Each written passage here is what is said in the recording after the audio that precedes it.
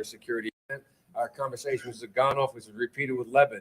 They talked about they don't want this NATO expansion. They know it's not in their security interest and on, and said, well, and if you do that, we may have to look to China. And I couldn't help using the colloquial expression from my state by saying to Zaganoff, lots of luck in your senior year. Good luck. And if that doesn't work, try Iran. I'm serious. I said that to them, and these were, and they know, I knew, they knew, everybody knows that is not an option. And everybody knows, every one of those leaders acknowledges and needs, and they resent it, but they need to look west. And the question is, whether this is designed to completely shut them out. This is Joe Biden taunting Russia. You guys see the date here. This is 1997. Biden, in conversations with the Russians, the Russians was like, if you guys continue with NATO expansion, if you guys continue to be hostile toward our state, we will have no other choice but to look toward China. Now they did such a thing, and now the West is melting down over the secret meetings, the meetings between Xi Jinping and Vladimir Putin.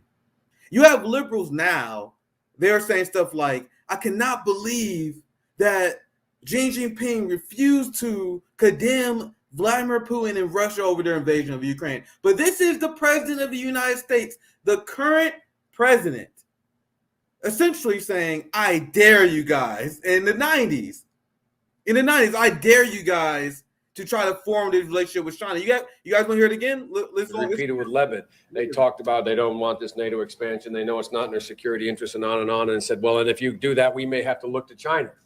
And I couldn't help using the colloquial expression from my state by saying to Zaganoff, lots of luck in your senior year. Good luck. And that's Joe Biden responding to the idea of Russia looking at China. And in the late 90s, Senator Joe Biden, they looked at Russia and they said, good luck. Good luck.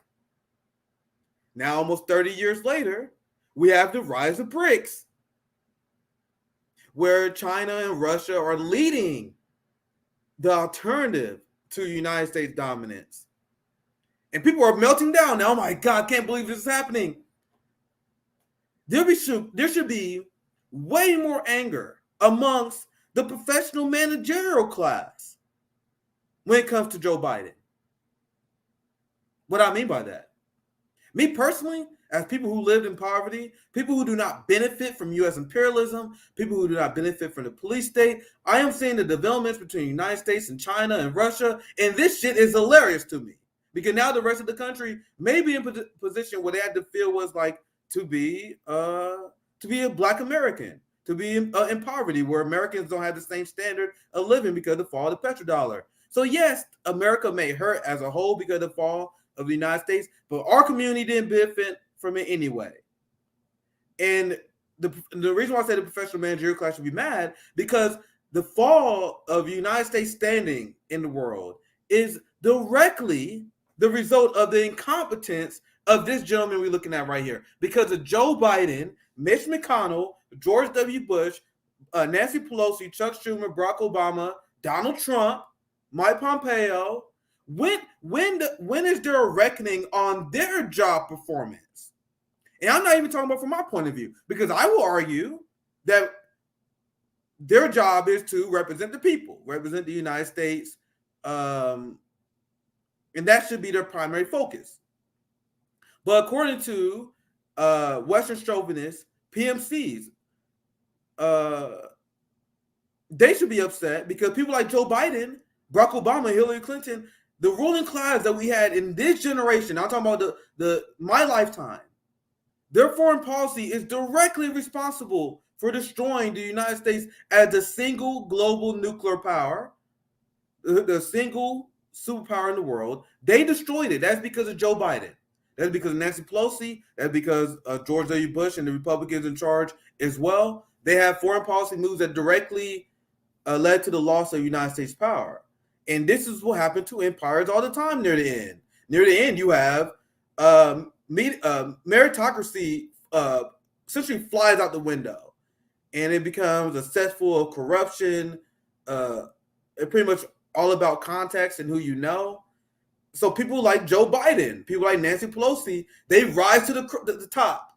And establishment liberals in the professional managerial class, they believe that people like Joe Biden, Hillary Clinton, and all these people, all these talking heads you see on MSNBC and CNN, they are there because of their merit. No, they are not. They are there because their willingness to do the bidding of the empire, and often because of their family connections and their wealth. Now, what happens to a society when you are ran not based on merit, but based on who can sell out the most, based on who can do the most for the corporations, right?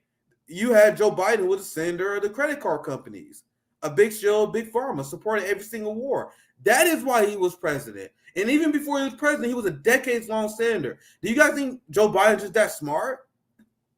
No, he climbed the ranks of corruption in the United States.